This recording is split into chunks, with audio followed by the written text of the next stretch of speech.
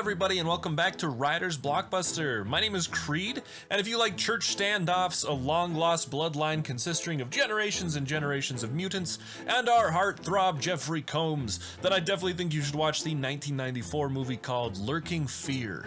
As always, there will be spoilers in this breakdown, but the movie is available for absolutely free on Tubi, so I'll be sure to put a link in the description below. Don't forget to check that out if you want to avoid those spoilers. But let's go ahead and get into this. We open in the apartment of two sisters, Maria and Catherine, as well as Catherine's child.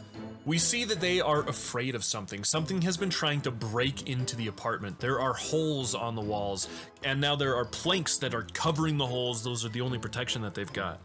During that night, we see a creature breaks down some of the planks, and the creature is able to make a little wire hook, and it uses the hook to grab the baby's cradle and pull it towards the hole.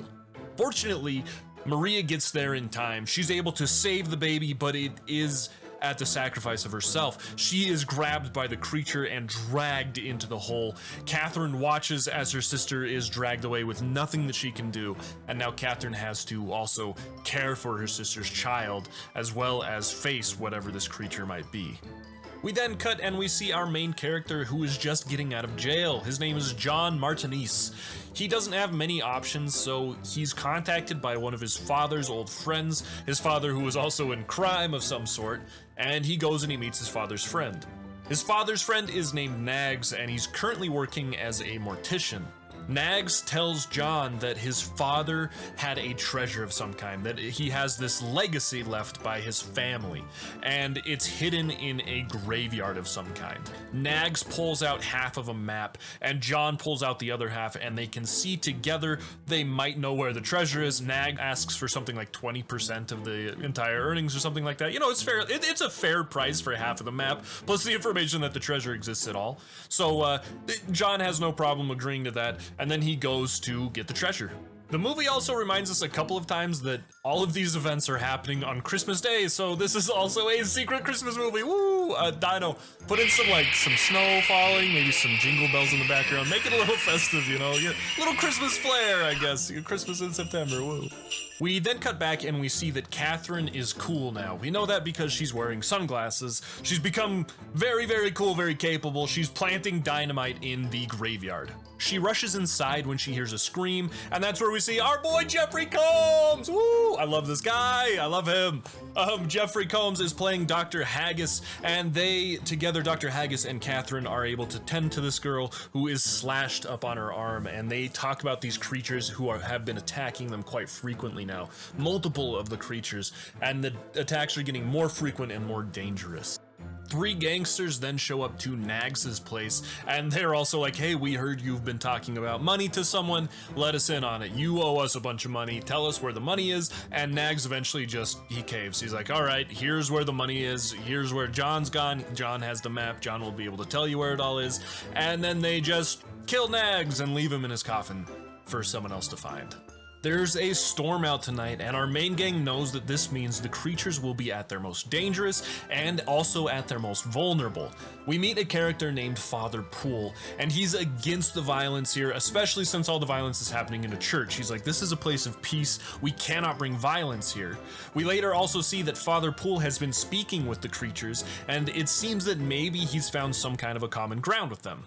We also then see John climb the fence to the church before he's caught snooping by Catherine. She holds him at gunpoint, drags him into the church. They start to interrogate John for a moment before they realize this dude's got no idea about the creatures. He's got nothing to do with anything here. And John also realizes, like, these people have nothing to do with my treasure. And so they're kind of just both there out of happenstance. And then it's starting. Something starts to break through the barrier in the floor, and as Catherine runs to grab supplies, the front door is actually kicked open, and the three gangsters show up. They immediately see John, and they believe that all these people must be working with him. They shoot the guy with tiger stripes on his face. They shoot him directly in the chest, killing him instantly. They then make the threat that if they do not get their treasure in the next 10 minutes, someone is going to die, and someone will die every 10 minutes until they get their treasure. Bennett then grabs Catherine and starts threatening her, holding her over the floor where we just saw the creature attacking. And he's just saying, "Where's my treasure? Where's my treasure?" And finally, John's like, listen, these guys have no idea where your treasure is. They are here on their own thing. They're doing something that I've got no idea about, that I'm not involved with. They are just here by happenstance. Let me show you where the treasure is. And then he takes them out to one of the gravestones. It begins to rain and John begins to dig. We can see below there are creatures being disturbed by the digging. And then when they finally pull the coffin out, the gangsters find out there's actually no money stashed inside at all. So they throw the corpse around, and as they throw the corpse, John is grabbed by the ankles and dragged into the hole that he just dug. He's dragged into another hole, into one of the tunnels where the creatures all are. At this moment, Catherine uses this chance to escape. She sprints out of there, but she's shot through the shoulder by one of the gangsters. And then we also see John is able to actually kick the creature off and then escape down a tunnel himself. The gangsters bring Catherine inside. Everyone freaks out for a second seeing the blood, but it's like, hey, there's nothing to worry about. Don't worry about it. And it doesn't really impact anything down the line. You know, spoiler alert, they kind of forget about this injury, so don't worry about it. Then they all start freaking out because some creature is starting to break through the ground again. Suddenly, we see John burst through the ground, but he is pursued by multiple creatures. He's able to kick at them, and everyone is able to cover the hole back up, kind of avoiding the danger once again for now. The gangsters then kick John in the face, knocking him out. As you say, I am explicit. And when John comes to, they're still insisting on having the treasure. They're still saying, if you guys do not give us the treasure, we're going to start killing people. But then finally, Father Poole is like, listen, I can help you guys out. I have a list of everyone who was buried here. You know, everyone. I've got all of the records for every single grave out there. We can look through them. We can find any names that look significant to you, and we can find your treasure based on that. While Bennett is distracted looking through the records, John makes a deal with Pierce, saying that if Pierce wants to know where the treasure is, just let John go, and then Pierce can have all of the treasure to himself. He won't have to do any splits with anyone. And so Pierce is greedy. He says of course he wants to. And then while Pierce is a little bit distracted, John grabs the cross off the wall, smashes it into Pierce, distracting him. He grabs his gun, and then before John even has a chance to use the gun, Pierce is snatched through a stained glass window and pulled out by one of the creatures. John then sneaks up behind Bennett. He's able to grab Bennett's gun. Catherine's able to grab the other gun. And then before anything can really happen, Pierce is suddenly thrown back through the window by one of the creatures, disrupting everyone. The creature begins an assault on everyone, but they are able to grab a Molotov and light it on fire, stopping it in its tracks and stopping the attack pretty easily, actually. Catherine and the doctor share a moment. They reminisce on old times, and they hesitate when they're talking about the future before they also talk about their plan. They both decide not to trust John all the way yet before they end up splitting up. So they decide that the doctor is going to go up to John and going to ask for the gun back, and when John asks why, the doctor just says straight up, he's like, listen, we don't trust you all the way yet. This will go a long ways. And John doesn't have an issue, although when he hands the gun over to the doctor, he uses the worst trigger discipline I've ever seen, literally just spinning the gun on his finger around the trigger. It's just like the number one thing not to do. Just don't do that. John probably should not be trusted with that gun. The distrust doesn't last too long. In the middle of the night, the doctor really needs a drink. See, throughout the movie, he's been sipping from this flask, and now he just really needs a drink. So he gives the gun back to John. He says, hey, watch these guys while I go find something to wet my whistle. And then he does. He finds a whole bottle of communion wine, and he just starts to chug that boy down. We then cut over and we see what the priest is doing. The priest has been praying, and the creatures actually hear the prayers. When the priest says, did you hear me? They say yes. And the priest says, I know who you are then, because I wasn't praying to God. I was praying to the opposite of God. I was praying to Satan. And he says, you guys must be Satan if you heard my prayers. And they just say, yes, that is who we are. Will you serve us? And the priest says, I will sacrifice myself. I will sacrifice myself if you promise not not to hurt anyone else today. Like, if you promise not to hurt any of my friends at all, I will sacrifice myself, because then I will be seen as a martyr. And if I'm a martyr, then God will allow me back into his kingdom, regardless of if I've said that I'm following you right now. Like, it's some weird backwards religious logic that doesn't really fly, but the priest is pretty convicted by it. The creature is not pleased with the priest's answer. Like, he's like, listen, if you wanted to follow me, you gotta be following me for me. And he ends up just, you know, killing the priest. He tears him limb from limb. Bye-bye priest pool. Bennett, in the meantime, has a shiv hidden up his sleeve, and he's able to cut through his restraints and turn the tides on John. He's able to get the gun from John and able to get the gun back over to his friend. When the doctor gets back, he sees that everyone is gone except for the pregnant woman, Beth. And Beth is screaming and crying, and she's sweating, and she's covered in blood. And then the doctor suddenly gets grabbed by this bloody creature's hand. Outside, Bennett is making John dig for the treasure. He thinks he's found where it is, so he's making John dig. And then Catherine shows up. She's in this big gas tanker. She then takes aim at Bennett, but before she can get a shot off, the blonde gangster then starts beating the crap out of Catherine. Catherine and her start going blows to blows. It's a pretty fun little fight, and then Catherine ends up finding her gun. She points it at the blonde gangster, and she just says, "You don't have the guts. You can't shoot me." And Catherine goes, "You know what? You're right." And instead of shooting the gangster, she turns her gun to the dynamite that's right next to her and shoots it, blowing the blonde to smithereens. And then they show this explosion like 10 different times. They were like, "This is the coolest explosion ever." And you know what? It's pretty cool. So I'm gonna go ahead and show it every single time that they show it.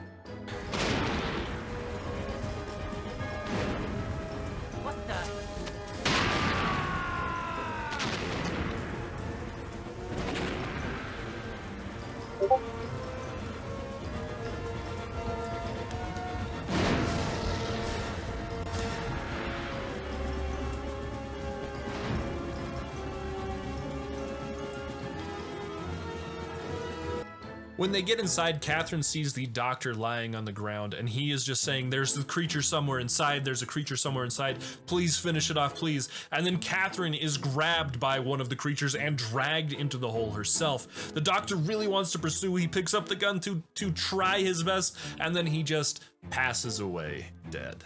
Goodbye, Jeffrey Combs.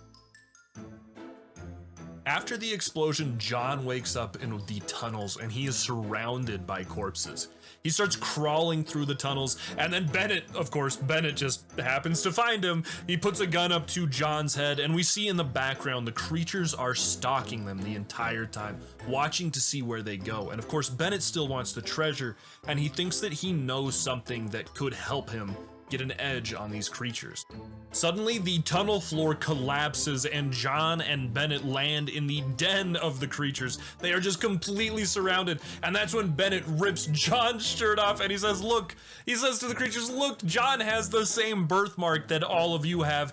He is actually one of your kin." It turns out that John and the creatures share a common ancestor of some sort. Somewhere down the family line, John and these creatures are related. These are some mutant hybrid family members of John's. It's some weird twist. The creatures reveal that they want to tear out the pregnant woman's baby in order to feed their own young. Apparently that's just how it works. They have to kill other creatures' young in order to feed their own.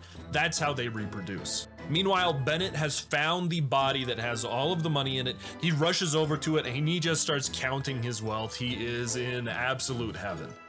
John grabs Beth and Catherine, and they start rushing out of the tunnels. One of the creatures sneaks up and grabs Catherine, and then she goes insane. Like, she goes crazy beast mode and just starts beating this dude to death with a bone. She just completely pummels him into a pulp. Bennett is just counting his money, happy as a clam, and then a creature sneaks up behind him and just kills him dead. Cracks his neck just like that. Bye-bye, Bennett. John, Catherine, and Beth get out of the tunnel. They finally escape, and then Catherine drives the tanker up to the front of the church. John grabs the hose from the tanker and throws it into the hole. Then he tosses the doctor's lighter inside right afterwards. And then they let it rip. They turn on the gas tanker, they let the gas flow, and the church explodes. We see the windows and the walls all just exploding from the church, fires going everywhere, debris going everywhere. We see the tunnels underneath the church and the creatures all underneath running from the explosions that are coming through the tunnels, just killing most of them, if not all of them, you know. And then we get a little narration from John as the camera pans away. He talks about not ever really knowing who your family is, not ever really knowing where you come from, and that is where the movie ends. Lurking Fear is simple and fun. It's a movie that takes place over very few sets over the course of only one Christmas day. It makes the story of gangsters, and it takes the story of crazy priests, and it takes the story of a mutant family genealogy, and it mixes them all together, and then on top of it all, it gives Jeffrey Combs an awesome, crazy doctor character that he can just nail again and bless the world with. I love it. It was such a fun movie. If you guys enjoyed this movie, do not forget to leave a like as well as subscribe. It really helps out the channel as well as helps out myself quite a bit. But yeah, other than that, I hope you guys all have just a wonderful day. Bye!